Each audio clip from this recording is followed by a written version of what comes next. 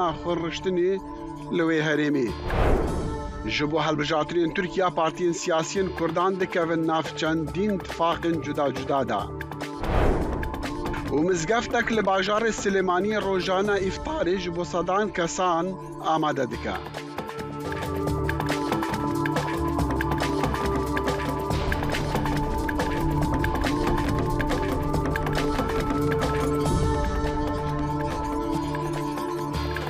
صلاف و رزن گرم و بخیر هاتن برنامه کرد کنکشن جدنگی امریکا لواشنطن.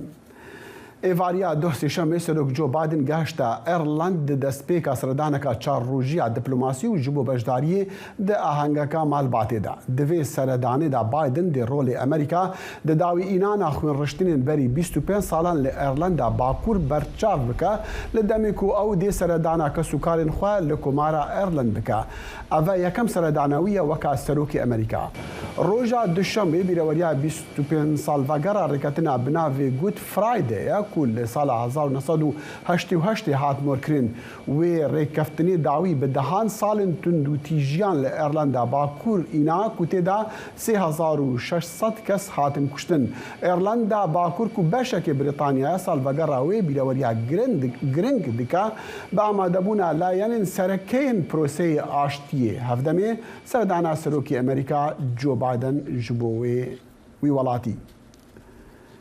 وزیر دروی امریکا انتونی بلینکن دی بیجا سروک بایدن دی گل دیو باوین روزنامه‌وانی وال استریت جورنال ایوان کیرشکوویچ آخفتیه. کیرشکوویچ روزنامه‌وانی بنگه لموسکی روزنامه امریکا نافدارا لروسیا هاتا گرتن به تاوانا سیخوریه. بایدن به تلفونی دی گل مالباتا کیرشکوویچ آخفت لدمیکو برف بلفاس دیچو لسردانا که ایرلند و ایرلندا باکور دا.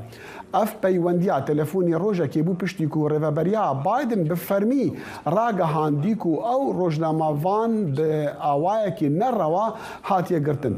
اف راگا هاندن حکمت نچار دکا کو نویزگاه تایبتا وزارت درویا امریکی خوال پرسا آزاد کرناوی بکا خودی. کار بدستیان روسی ایوان گرشوویش ل29 ماهسی آدار الباجار ایگاتشن بورک چوارم مزنترین باجار روسی گرتیا او دبا یکم روزنامه‌وانی امریکی بتاوانا سیخوریه وره گرتن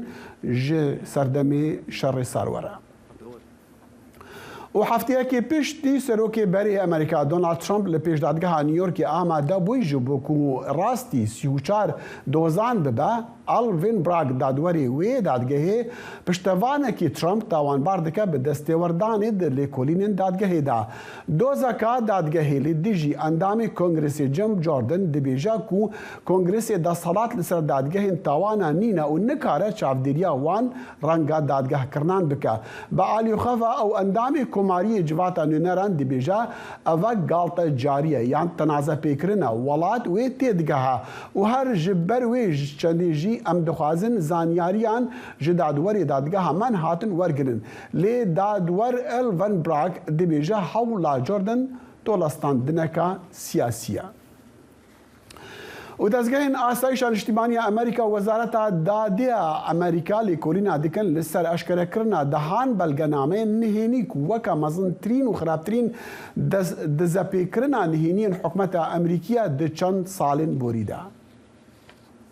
چی دەزانین دەربارەی دوایین دزەپێکردنی نهێنیەکانی ئەمریکا؟ دەستگاکانی ئاسایشی نیشتیمانی ئەمریکا و وەزارەتی داد لە کۆششدان بۆ دیاریکردنی سەرچاو و قەبارە و هەستیاری ئەو شتەی کە پێدەچێت ڕشترین دزەکردنی هەواڵگیری ئەمریکا بێت لە ساڵەکانی ڕابردوودا. پێدەچێت بەڵگەنامەکان زانیاری لەسەر هەموو شتێک لە شەڕی ئۆکرانیا تا بەرنامەی چەکی کۆریای باکوور و پەیوەندیەکانی فەڕەنسا لەگەڵ ئەمریکا لەخۆ بگرن. most damaging intelligence leaks. بەدڵنیایی ئەوە دەتوانین بڕین تا ئێستاکە ئەمە یەکێکە لە زیان باشترین دەزەپێکردنی هەواڵگەری لەم سەدەیەدا. بارنزیکە و بڕواینە هەندێک لە ئاشکراکردنە سەرەکیەکان هەستیارترین ناوەڕۆک ئەوەیە کە پێدەچێت زانیاری ئۆپراسیۆن بێت سەبارەت بە شەڕی ئۆکرانیا لەوانەش وردەکاریەکان سەبارەت بە لاوازیەکانی بەرگری ئاسمانی وڵاتەکە. هەروەها پێشبینیش هەیە کە چین چۆن وەڵامی هێرشەکانی ئۆکرانیا دەداتەوە لە ناوخۆی رووسیادا. هاوکات وردەکاریەکانی گفتوگۆیەکی ناوخۆیی کە گوایە لە نێوان بەرپرسانی کۆریای باشووردا سەبارەت بە فشارەکانی ئەمریکا بۆ سەر سیئۆل بۆ یارمەتیدانی دابینکردنی چەک بۆ ئۆکرانیا. جگە لە شەڕی ئۆکرانیا زانیاری لەسەر توانای ئەتۆمی ئەتۆمیەکانی ئێران و تاقیکردنەوە موشکەکانی کۆریای باکوور هەیە. هەروە ئامانجە ئەمنیەکانی فەڕەنسا لە ڕۆژئاوا و ناوەڕاستی ئەفریقا دەکەونە ژێر چاودێر و هەڵسەنگاندنێک کە ئەنجام نەدراوە. 20 pages are serial intelligence reports. نزیکەی 20 لاپەڕە راپۆرتی هەواڵگەری زنجیرەیین کە لەلایەن دەستگا جیوازەکانەوە ئامادەکراوە. راپۆرتی زنجیرەیی بریتیە لە راپۆرتێکی پۆختەی یەک پەرگراو لەسەر پرسێکی دیاریکراو لە وڵاتێکی دیاریکراودا. 20 لاپەڕەکەی دیکە هەندێک لاپەڕە نەخشە و نوێکاری جەنگن لە ئوکرانیاوە. ئایا بەڵگەنامەکان ڕاستەقینن و چۆن دزایان پێکراوە؟ وێنەی بەڵگەنامە چچولۆچەکان لە پلاتفۆرمەکانی سەرانسەری ئینتەرنێتدا بڵاوکراونەتەوە لەوانە دیسکۆرد، چان فۆر، تەلێگرام و تویتر. بەرپرسانی ئەمریکا پێیان وایە زوربەی ئەو مادانە ڕاستەقینن، بەڵام پێدەچێت هەندێکیان گۆڕانکاریان بەسەردا هاتبێت بۆ ئەوەی خەمڵاندنەکانی ئەمریکا بۆ قوربانەکانی ئۆکرانیا لە گۆڕەپانی شەڕەکاندا نیشان بدەن و ژمارەیەکی کەمی کوژراوەکانی هێزەکانی رووسیا پیشان بدەن. It appears that whoever had access to the files had them in print form. پێدەچێت هەر کەسێک دەستی بە شێوەی چاپکراوی فایلەکان ڕابگات، ئەگەرنا بۆ چی وینەیان دەگرێت و دواتر وینەکان بڵاو دەکاتەوە. ئەو باواتای ئەوەیە کە دەتوانین بە سادایی سەیری بکەین، دەتوانرێت ڕاوەی ئاسایی بۆ بکەین، وەکەوەی کەسێک دەتوانێت دەستی ڕابگات بە کۆمەڵێک بەڵگەنامەی نهێنێ یان کەسێک دەتوانێت دەستی بەو جانتایە بگات لە یەکێک لە ئۆتۆمبیلەکاندا. دەزانی هەر چیەک بێت دەکرێت هەندێک ڕۆنکردنەوەی زۆر ناسایی هەبێت سەبارەت بەو بابەتە. دوای هەموو ئەو شتانە ئەمە شتێکی نائاساییە، واتە دزەپێکردن یان دزەکردنی زانیاری نائاساییە. ماڵپەری بنکۆڵکاری سەرچاوی کراوی بلینکات و دەڵێت بەڵگەی دۆزیوەتەوە کە بەڵگەنامەکان یان لایەنی کەم هەندێکیان لە تۆڕە کۆمەڵایەتیەکان لە مانگی 3 یان تەنانەت لە مانگی 1دا بڵاوکراونەتەوە. ئاسۆ جەبار، دەنگی ئەمریکا. لە هەفتەیە بۆری خۆرتەکی ئێریش کرە سەر ئیمامەکی مزگەفتەکە ویلایەتە نوجەرزی لە ئەمریکا. گەلک چالاکبانی میدا جیواکی لە گەلک جیهان ئەو ڕوودان وەکە ئێریشەکە ئەمریکیان لەسەر موسڵمانان لە مەها ڕەمەزانی داهێناسکردن لێ دەرکەت کو ئەو خۆرتی ئێریش کری تورکیا هاتیە و بە قاچاغی نو هاتیە ئەمریکا. پەیامێنی دەنگی ئەمریکا لە نیویۆرکی سینان توش دەمیر پتر ئاگەهی کۆمکردنەوە و نەها بەمەڕایە سونان دەم باش یعنی ئاگەهین تا کۆمکردنی سەروێ ڕوودانی چ نەشمارە بێژی. بله روز باش داخل وکی کوته زانین چند روز بری روز یک شنبه ساعت نویج صبحی بود 5:30 بود لوی دری او مزگفت کنه ها و نپش مدبینن لوی دری گلین امبیجن مروین و در و دورا وی مزگفت دیجین جبون نویج صبحتین لور مرویک شد ناوان کسان دابو لی امبیجن نشکه و دستی و دکرک و گوتنا پلیسان دو کری هبیه نشکه و ایریشی ملای وی مزگفتی دیگه پشت حز دیگه بر اول لی امبیجن وی دمی دوی مزگفتی دا نزید 200 کس هبون وان مروانه او ایرشکار گتن ناوی ویجی شریف زوربایه لگور گوتنا پولیسان دوه پولیسین لپدرسن امنها لنیوجرسی تاغا پدرسن نواکی کتی زانین پدرسن وقت تاغا مروین امبیجن گلکی وان روجلاتا نابین و گل ترکی دویداری رژین دو پولیسین پدرسنی او سروکشانداری پدرسنی دویداری داخویانی کن دوید داخویانی تا گوتن کو ام مروف 32 سالیه جی ترکیه هاتیه لگور گوتنان سال و سال اکنی بری هاتیه لویداری روزای دوشمی دوزگه ها گشتی دا حتی دارزاندن لی امبیجن برای گشتی دا امبیجن هورگولی نه هاتن پارو کردن. باشه سینان او دیبیجن دارزاندنی روزا بله او دیبیجن چه بود صدامی هندی کو او خورد ایریشی و ایمانی بکه جبر چی؟ بله نها لیپرسین هیچی بردوام دکه وقت میگو هیچی امبیشن هورگولی برای گشتی نهات نپارو کردن لی دو پلیسان پرس کنفرانس ده اف گوتن گو لیپرسین ده هاتیه کردن دوی لیپرسینی دا گوتیه کو دوی مزگهی دا امبیشن ملای وی مزگهی جبون ناوی امبیشن بناوی اسلامی پرا برهف دکه اجی لهمبر ویمه و من ایریش روژک پیشیا روجك أولي من بلان كريبو از هاتمه لبر لي أم دكان أبي بيجن هورغلي هجي دنكت نبش لبرسينين وي بردوام دكن روجا بينشمي جي وي دارزاندنا وي ورا بردوام كرن أم دبيجن روجا بينشمي أو دماكو هورغلي ورن أم دكارم بيتر آگاهيان ور بكرن وبيبينن كا أو إيرش شما كريه باشا سنان يعني أو إمام قد بريندار بويا يان ناكاري بخو بجهيني بونمونا يعني بيشينا بله داخل او ملای لبر امام لبر جستیو خو دو جارا کراوا هات بریندا کرن لی برنه نخوشخانه نهاد نخوشخانه دا ام بیژن دبینه حد قدر دبیژن هفته کی ول بربه لی ام بیژن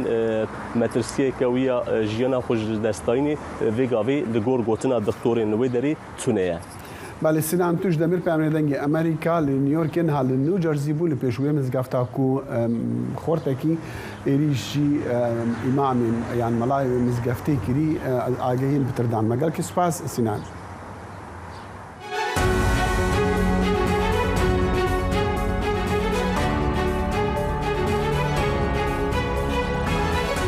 واشنطن برنامجی افتانه لبشی کردی دنگی امریکا و آماده و پیشکش دکره من بەڵێن ساڵح هەموو ڕۆژانێکی هەینی لەگەڵ پسپۆڕاندا تاوتوێی گەرموگورترین بابەتی ڕۆژ دەکەین لە پەیوەندی بە سیاسەتی دەرەوەی ئەمریکاوە لەگەڵمان بن.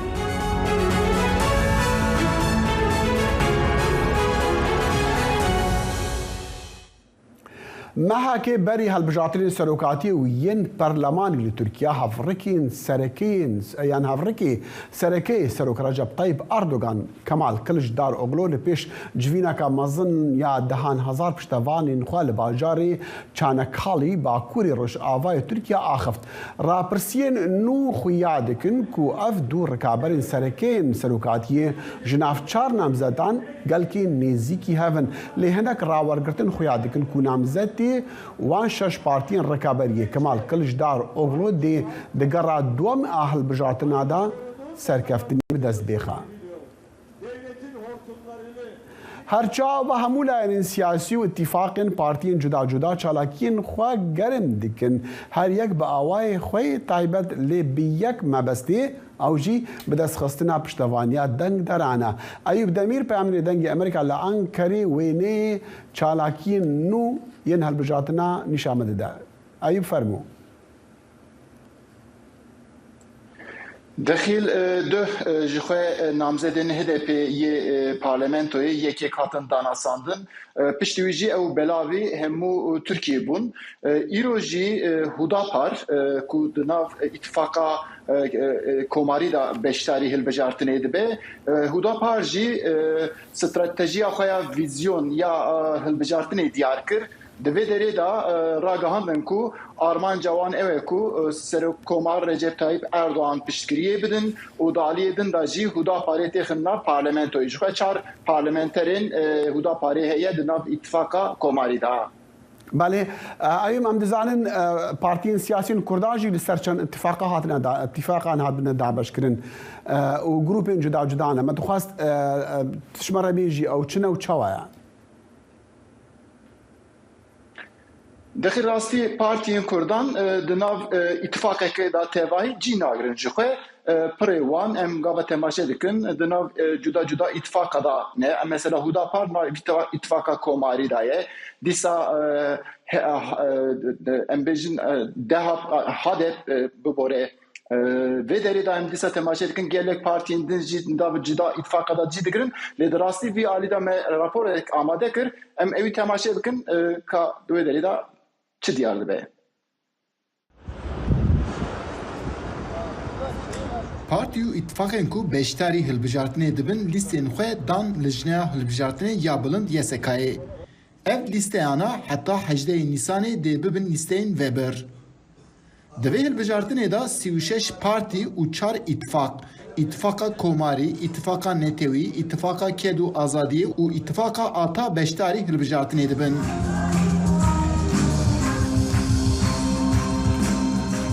هزن کرد هر یک دناو اتفاقین جدا دا جی دگرن با اوایکی وبر HDP بناوی پارتیا چپ یا کس دناو اتفاقا کدو آزادی دا پارتیا دوزا آزاد هوداپار دبن سیبانا اتفاقا کوماری دا پارتیا آزادیان و ماف حق پارجی بنتنا سری خواه دکوه هلبجارتنه. هر سه پارتین کرجی سدما و جداتی جدنگ امریکا را لگوری نرین خواه وگوتن. ام سر د اتفاقات دمشنیک اتفاق کردستانی و کردواری همه نرینین کردستانیا کردستان و کردا و پارتیا وان حزبی وان دوغازن نو سیوانه هدف را بحوینین علی دجی لترکیه مروین چپکر سوسیالیست پارزوانین مافی مروان دوغازن بن و سیوانه دا بحوینین. هوداپار خودواری چاره سرکرنا پرسکریکا کرد و سیاستا ترکیه دا HDP دور دبینه. او زیدتر چاره سرکرنا پرسکریکا کرد دناف خطا اسلامی دا دبینن. هوداپار دناف لیستا اتفاقا کوماری دا بیشتری هلبجارتنه دبه. ایرو ما قرار خود داییه سر هلبجارتنه سر و کوماری دا امید بسده پشتگیری رجب طیب اردوغان باوری ما نه استراتژی ما seçimi ne meyzandına mel dünyayı ne meyzandına mel perskiriye ki Türkiye ne meyzandına mel perskiriye ki çare serkirna Kurda ticari haftu ne gitne ne vakavın ema HDP dibijim Hakpar jibo çare serkirna perskirika Kurd federasyonu da xwazdike dibi wari da xwejnerina HDP gelek durdibine li ber jî bi tena serê xwe beşdarî hilbijartinê dibe. Sedema ve yekêjî serokê giştî yê Hakparê Düzgün Kaplan wiha diyar dike. Cudatiya me û nêrîna me îtifaqan piçek cudaye. Yani ittifaq em dibêjin meselê herî mezin meselê Kurd e. û yedinci meselê Aleviyan. Yani devlet ne devletekî vak layık. Ji meselê Kurd em dibêjin vek federaliya va be. Niha gava ku me îtifaqa dinêrin, îtifaq tu projeyê van tune. Rewşenbîr û pisporên Kurd radigînin ku eva 8 salê ku Kurd di nav siyaseta Tirkiyeyê de nebûne yek. Ev yekşî hêza wan di nav siyasetê de dabeş û lawaz dike. Ji vî jî herî zêde AKP û partiyên din feyde digirin. Hudapar îro di daxuyaniya xwe da behsa mesela Kurd jî kir rastî. Me jê pirsî mesela Kılıçdaroğlu dibêje ku em ê bi vê meselê li parlamentoyê çareser bikin. Gelo hûn jî parlamentoda wê alîkarî bidin an tiştekî wiha gotin ku herkî ji bo mesela Kurd tiştekî erênî gaveka erênî bavêje em ê jî piştgiriya wan bikin. Belê. Eyûb min dixwast bi Kurdî tişmirbêjî yani ev mesela dabeşbûna li yanî siyasî û partên siyasî Kurda li ser wan tifaqên cuda cuda. Wê karîgerî hebe li ser jimara dengên ku ew bi dest dixin di helbijartina de yan jimara endamên ku ew bibin parleman? Dexil rastî vê derê da yani bibêne vê girse herî mezin tedî îtifaka em bêjin kedo azadiyê derdikeve pêş. Mesela vê derê da îtifaka kedo azadiyê rastî hêjî wek pirsekê ye jî wê dengê xwe bikar be bilind bike an jî daxîne wek berê bisekine evana hê wek pirsan mirov nikare sedaset bersiva wî bide. Lê di aliyê din da mesela Hudapar dibêje ku îro jî diyar kirin dibêje ku em dixwazim biçin parlamentoya armanca me ye stratejiya xwe jî him çareserkirina mesela Kurd da diyar dikin him jî aliyê din da. Lê dengê wan da wê zêdebûnek bibe nebe an jî îtifaka komarî li ser wan bandorokê erênî an jî neyînî daxîne hê tiştekî vebir diyar nabe. Rastî li gel Hakparê jî dîsa qise kir yani serokê Hakparê armanca wan heye ku dibê hilbijartinê da dengekî bilind bigirin û di nav qada siyasetê da jî ji xwe re ciyekî nûvê bikin. Eyûb Demîr Peyamîrê dengê Amerîka li Ankarê bi me re bû gelekî spas Eyûb.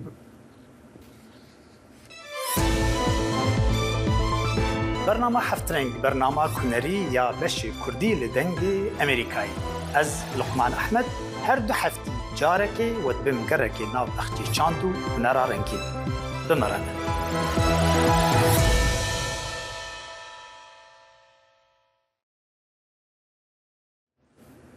نهج درن سوری ایرانی اسرائیلی و روش آوایی گوتنا رویترسی کو ایرانی دگل گهاندنا آلیکاریان جبو دورن ارتهجی لسوریا چکو کرستین سربازی گهاندنا سوریا هف بیمانا خواه یا استراتیجی وانجی دران گوتیا آژانسا رویترس آرمان جوی کاری جی پشتوانیا بحث کرنا بروانیا ایرانی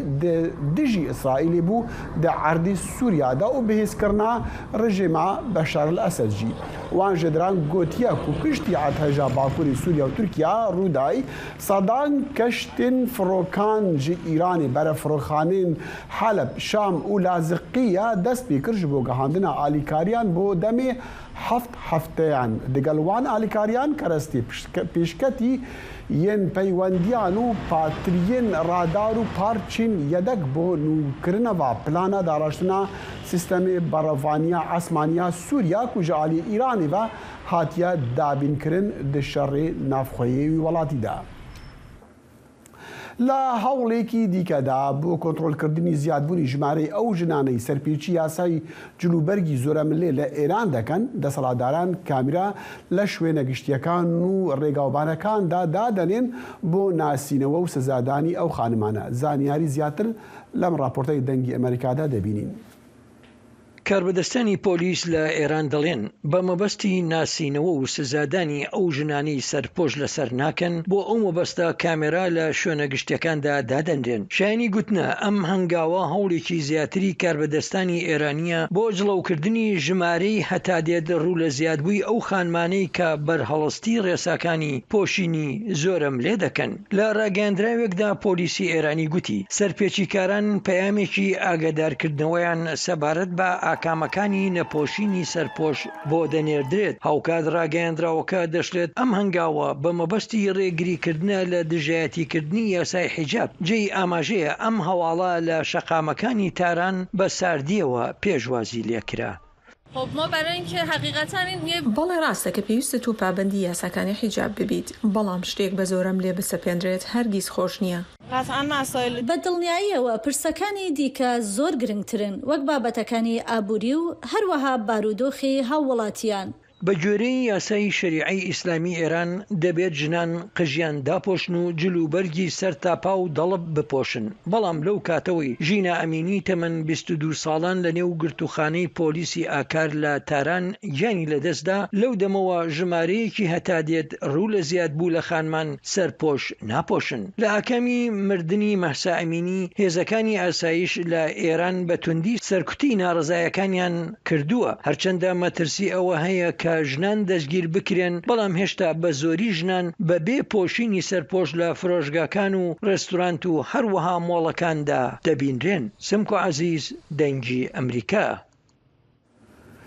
بۆ شیکردنەوەی پێشاتەکانی پەیوەست بە ئێران بە تایبەتیش هەواڵی گواستنەوەی چەک و کەرەستی سەربازی بۆ ناو سووریا لە کاتی گواستنەوەی یارمەتی بۆ لێ قەوماوانی بوومەلەرزەکانی مانگی دوو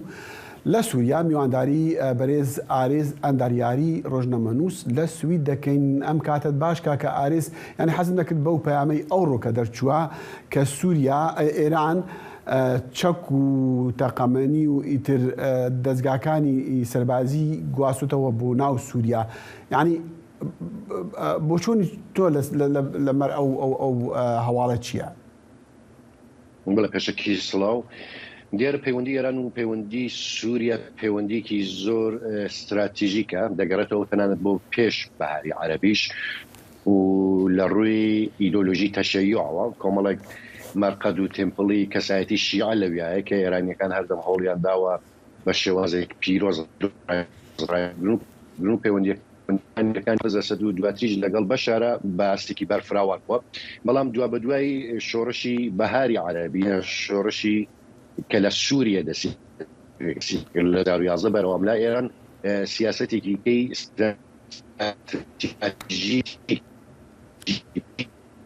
ژێۆپۆلیتیک سووریا پێیگە و جێگەیەکی زۆر هەستیاری هەیە دراوسێ ئیسرائیلە بە تۆ بارسکەم بۆ دەریای ناوەڕاست وە کۆمەڵە خاڵێکە کە سەرنجی ئێرانی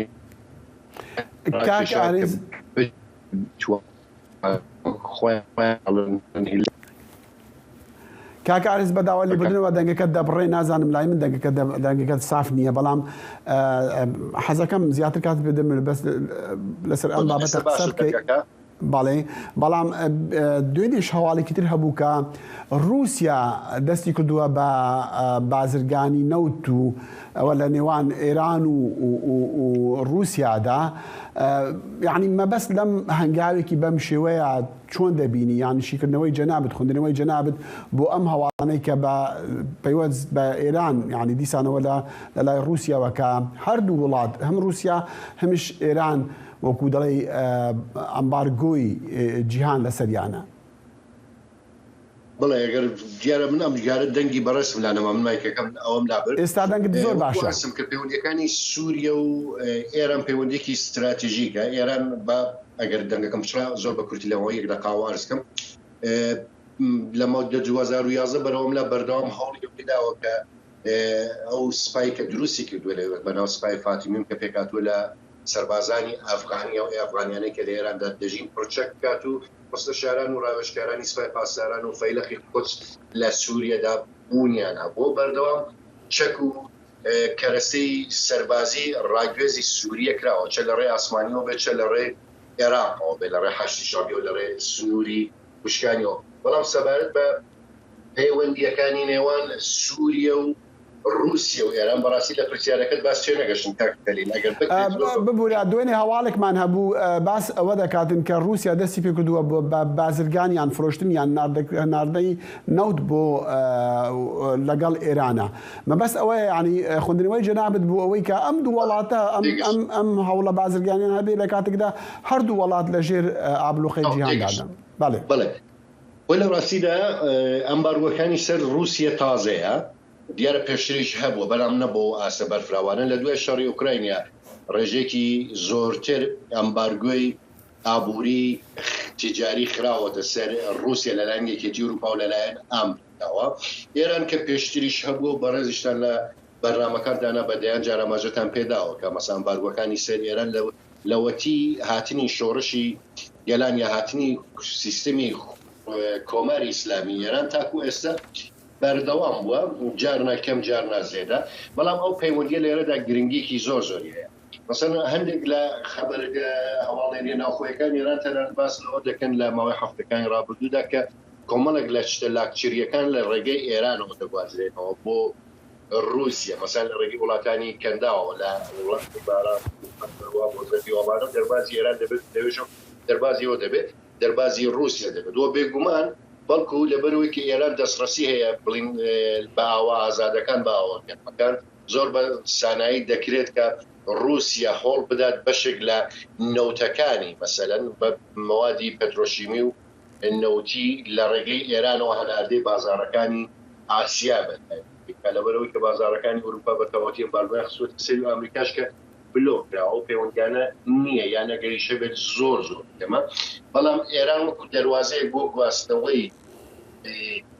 کەرتی وزەی رووسیا ئالە کاتەدا بە پێ و پەیماننامە استراتیژیانی کە لە نێوان ئێران و رووسیادایە و بەتایبەت لە دوای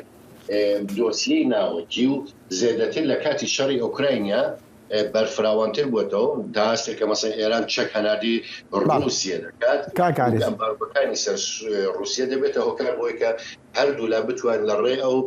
شەریکە سووریانەوە ئەو شەریکە ڕووکەشانەی کە دامەزراوە مەسەلەن بتوانن کە ئەمبارگۆکانی دنیا ڕۆژاوە کەرەستە و بەرهەمەکانیان بگەینە دەستی مشتریەکانی خۆیان دەمویست باسی بابەتی پەیوەندیەکانی ئێران و عەرەبستانی سعودی بکەم کە ماوەیەکە داوەستاندن هەیەەوە دەوترێکە لەم هەفتەیەدان هەفتەی داهاتوودا باڵوێزخانەکان بکرێنەوە لە پەیوەست بەوە هەواڵێکی بیستووە کە ڕاوێژکاری ئاسایشی نیشتیمانی ئەمریکا جاک سەڵڤن لەگەڵ محەممەد بن سەلمان قسەی کردووە لەسەر ئەم بابەتە بەڵام دیسانەوە لە هەواڵێکە وتراوە کە محەممەد بن سەلمان گوتوێتی قەت ڕێگا نادەن ئێران ببێ بە خاوەن چەکی ناوەکی یعنی لە کاتی پەیوەندی دیپلۆماسیەکان دەگەڕێنەوە ینی ئەم نەوە ڕاگەیاندنا چ پەیامێکە بڵێ بێگومان جێک سالیوان ڕاستە و پچاپێکوتنی لەگەڵ وەلیعهدی سعودیەدا هەبووە یەک دیارە گرێدراوی بابەتی ڕێککەوتنەکەی نێوان روس سعودية وتشاينا كا سعودية وإيران كلماوي رابردو دائما بينما لا تشاينا لا سياسة كماري تشينا ريكوتنيك يعني واجوك لا سياسي بيمون تسبيكنوي دبلوماتيك كانوا كردنوي وأمباس بلين بالويس خانة كان كهفتي رابردو جديداركي تكنيكي دبلوماتيك لنوان هر دولار دا بو بوچونيتي كردنوي أو بالويس خانانا خوي الأساس دا بيوندي نوان سعودية و إيران بيوندي إيديولوژيك بيوندي هجمون جراني دنيا تشيع دنيا سنة لا الراسدة ودمك كأو بيوندي أنا جارنا لا بزين عشان يزوجوا بخوي بينو بوا مروف دتوانه بلد أستي سياستي إقليمي لهاري مكان مسألة العراق مسألة اليمن مسألة كندا بابتي بتوبلم الشيعة كاني السعودية بابتي كاك عارس كاتا كمان زيادة رقمان بينادا بريز عارس اندارياري روجنا منوس للسويد لقل مع بزرزو سباس مبارس زایڵی داهێنان بەرنامەیەکی فەرهەنگی و هونەری بەشی کوردی دەنگی ئەمریکا من ئاسۆ جەبار لە واشنگتن دیسیەوە هەردوو هەفتە جارێک دەبمە میوانی ماڵەکانتان لەگەڵمان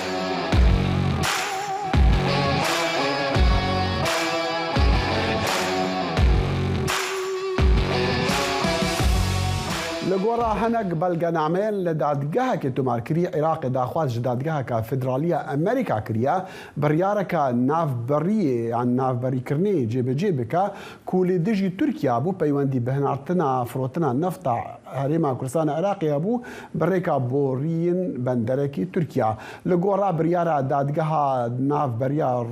جورا بازرگانیا نفنتوی لمهابوری دویتن زیانا عراق دوسیه کا کو بغداد لديجي أنقرة تمار كري ورقرا يعني وردان جبركو تركيا ريدا حكومة هريما كردستان عراقي بي رضامندية بغداد نفطي بفروشة جسالة 2014 حتى 2018 دوسي اكو عراقي دا دادگاه فدرالية هريما كولومبيا يا أمريكي دا خواز دكا كو أمريكا بناسيني ببريارة داوي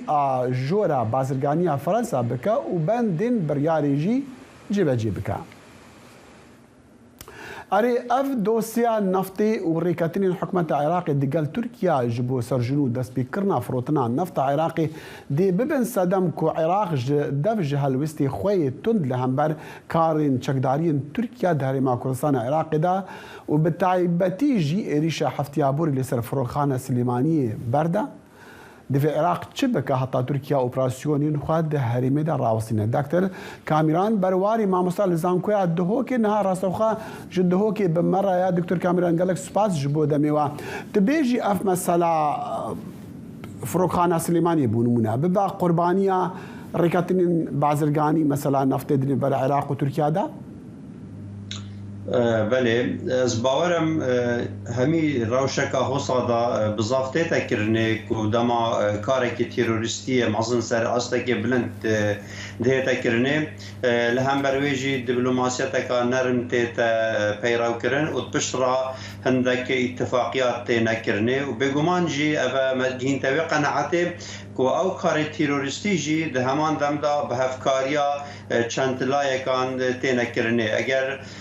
افتشتی هاتیه کرنه الفروکخانه سلیمانیه لديف بيرو برنامج وياسايت عراقي ويت ناف دولتي ويت هرما كردستان جي بتش اوايكي نحن قبول كرنه وابا جبلي هندك وبيشيل كرنا سروريا عراقيه ابا تعدايا كراستخويا لسر خلكي باشور كردستان ولسر عراقي بكشتي دكتور كاميران نتخصص بزانم يعني اوجي فيني ندح لبغداد دني برا حكومة شيع سوداني دا دقال جيجري سرك وزيران قبات طالباني كوجي عالية يكتيو دقال الهندي جي وفدكي تركيا اللي ودربو يعني تشوان جيفينان دركتيا عم تشوي جزان از باورم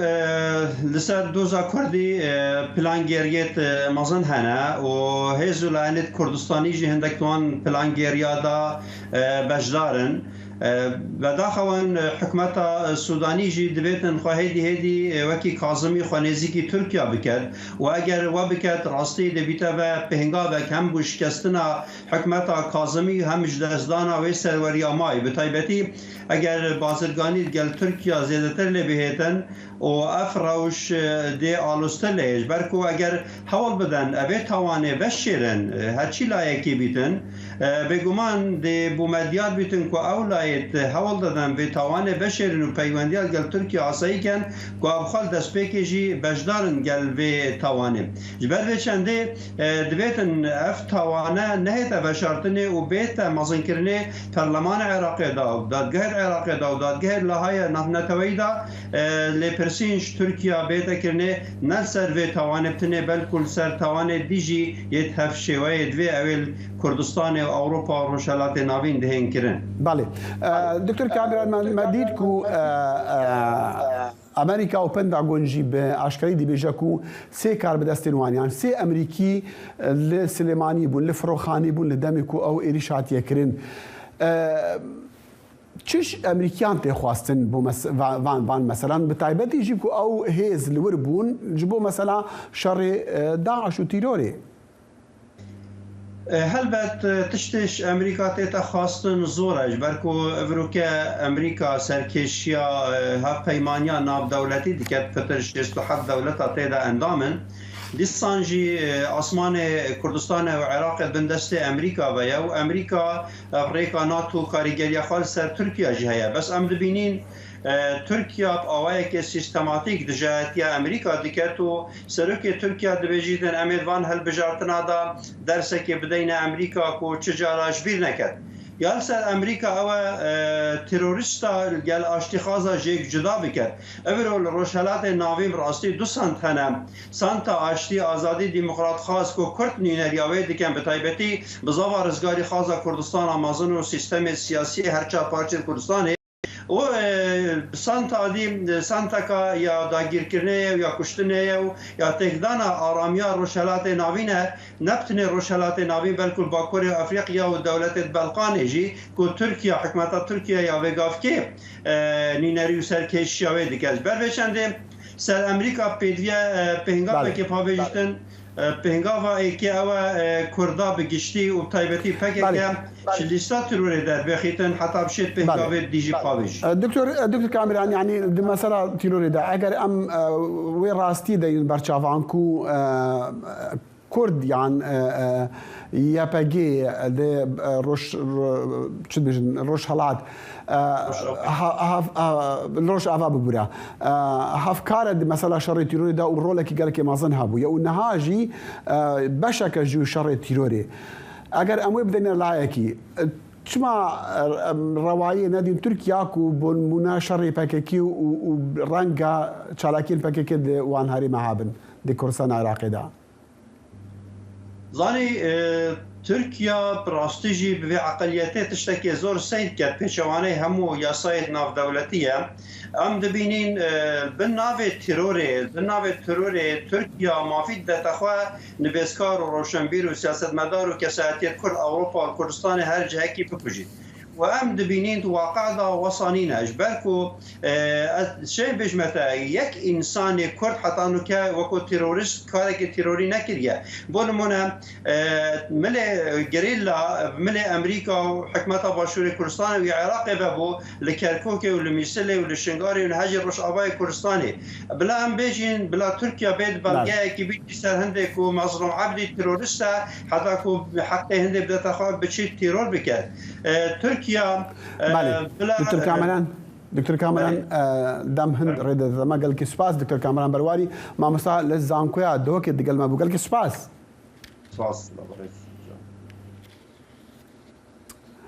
داتاین ریوبریا ساغلمیا پارێزگەها دۆکی نیشان دەدەن و ڕێژەیە نەخۆشیە شێرپەنجەیە دناف خەڵکێدا بلند دەبا کاربەدەست و تایبەتمەندێن ji بۆ پەیامەری دەنگی ئەمریکا کاوە عومەر ئاخفتین دەبێژن هەوای قڕێژی و خواردنا نەساغلەم سەدەمین بلندبوونا وێ نەخۆشیەیە.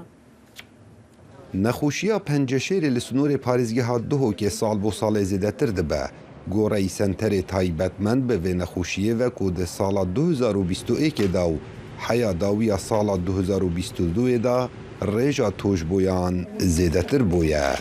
2021 که تقریبا ما 1506 نخوش هاتن تومار کردن پارێزگاha دوکێ تا سال 2022 دا 1403 کس هاتن تومار کردن. اف جمله طبعا زیاده بوده و بلندترین جمله کل پارێزگاha دوی که هات تومار کردن. ئەف سەنتەرە چارەسەریە زۆربەی نەخۆشان دەکات بۆ تۆژبۆیên پەنجەشێرێنە هەرچەندە چارەسەری و دەرمانên wan li dermanxanên ehlî gelek biha giranin lê ta radekê baş ewan stoyê xwe ve girtîne. مشاكل المعدة مكاتي أنا والله بعد الشبكة جي مدينة علاجي ما وجود جرح حمي بلاش الباري بحالة بيحتحول دس بيكي قلق جرامبي بس بشيهن الحمد لله باش بلاش. هۆکارên berbelavbûna vê nexweşiyê li Duhokê vedgerîte gelek egeran hebûna kalayên kêm kualitî êk ji sedema ye ku hawlatî tۆş bin. بازارên پارێزگاha Duhokê bi şêwekê taybet û herêma Kurdistanê û Iraqê bi giştî yê bûye bazarekê jingeheka guncay bo firotina kelûpelên kêm kualitî baştirîn girovel serindê ku kelûpelê xirabê nav Kurdistanê de heye nav parêzgaha Duhokê de heye bilindiya rêjên tûjbûna şêrpencê. Her dîsan hebûna jîngeheka pîs ku gundê Kaşê dikevîte rojavayê bajarê Duhokê bi dîratiya 22 kîlometran hebûna palawgehên neftê li vî gundî û derkirina dûkêleka metirsîdar bû ser bajarê Duhokê bûye sedema berbelavbûna gelek nexweşiyan yek li wan e nexweşiya penceşêrê. Bêhîneka gele dijwar çi tiştî bû mirovî nahêle axleba rondekî çavên mirovî tên evî diyeka gele nexweşe karîseyeka nexweşe bi serê me hatî. Ave çend care dengê xwe digehîn madê gehdekêrê çû evê tî na nîne tiştê was. Feyde nakin ne man de şexsin evcekîne mirov nizan destê wan dirêj bet evî nizala camêrekîne. Penceşêr êk ji ewan nexweşiya ye ku gelek caran metirsiyê li ser giyanê hawlatiyan durist ketin û bîte egerê giyan li destdanê lê jîngeheka pak û xwarneka tendurist mirovî gelek caran dor ket ji vê nexweşiyê. Kawa Emer Dengê Emerîka Duhok. زیادبوونی ژمارەی سەگی بەرەڵایان بکرمانجی دژنی سین بەردای لە شاری هەولێر لەم ساڵانە لە ساڵی دواییدا بۆتەوە کێشەیەک ڕێکخراوێک مەزەندەی کردووە کە نزیکەی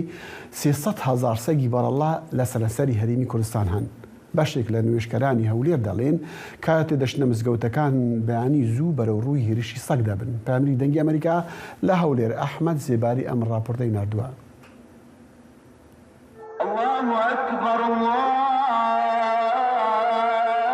کاتی نوێژی بەیانیە و مامۆستا فازێل بەرەو مزگەوت دەچێت.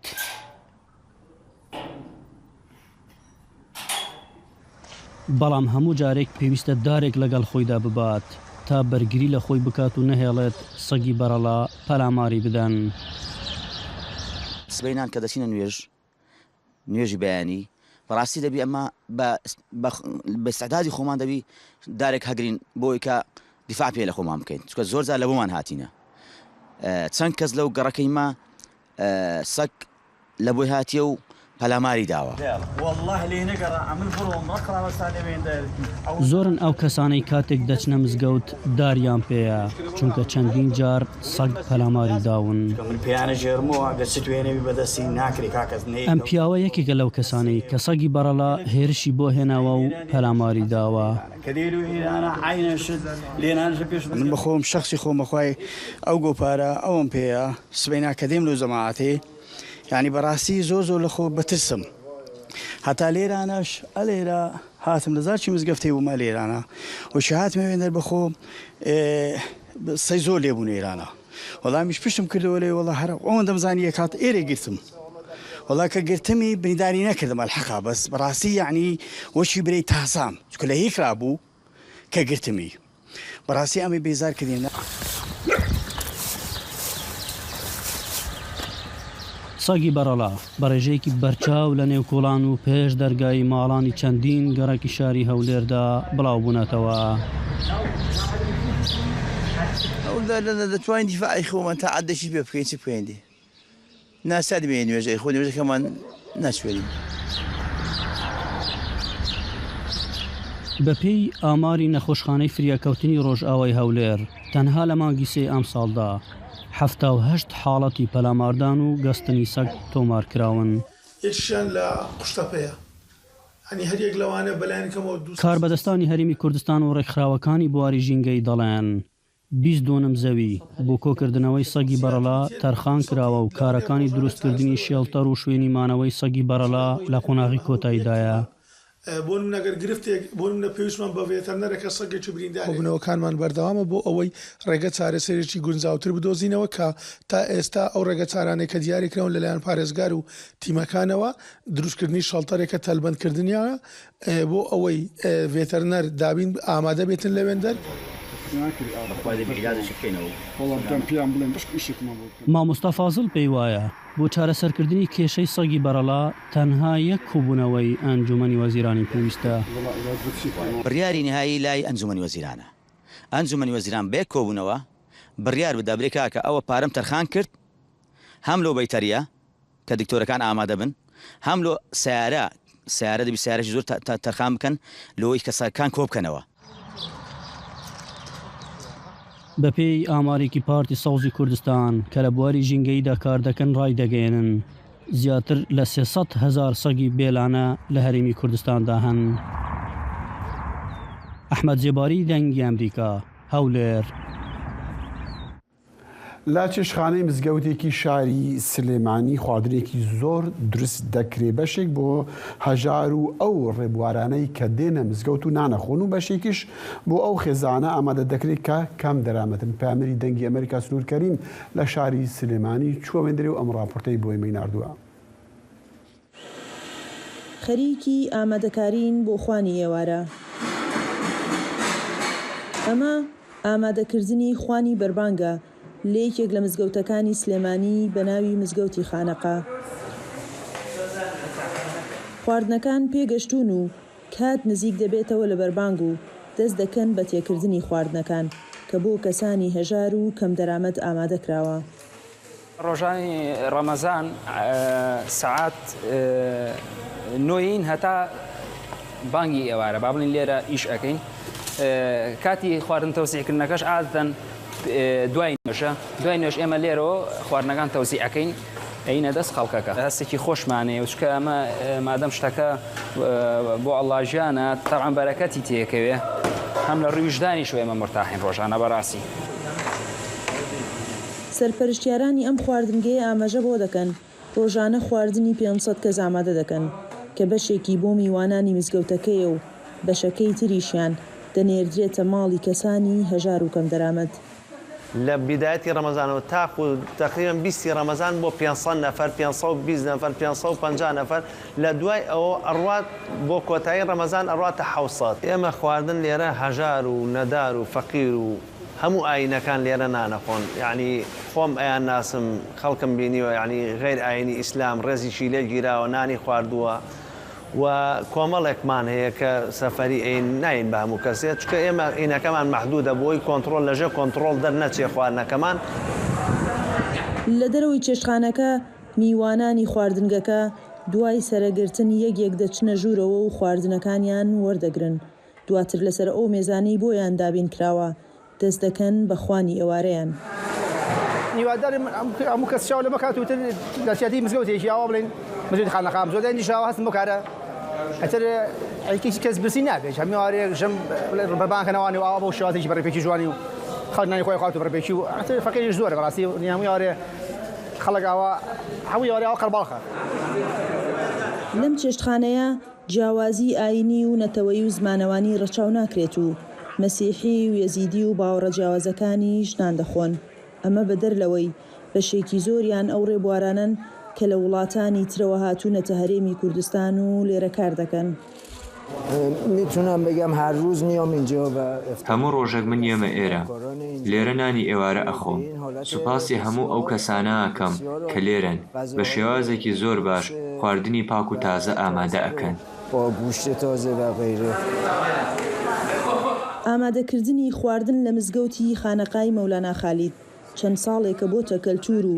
لە ڕەمەزاناندا وەک کارێکی خێری خزمەت بە خەڵکی هەژار و کەم دەرامەت دەکرێت. تێچووەکەشی لەلایەن کەسانی خێرخوازەوە دابین دەکرێت.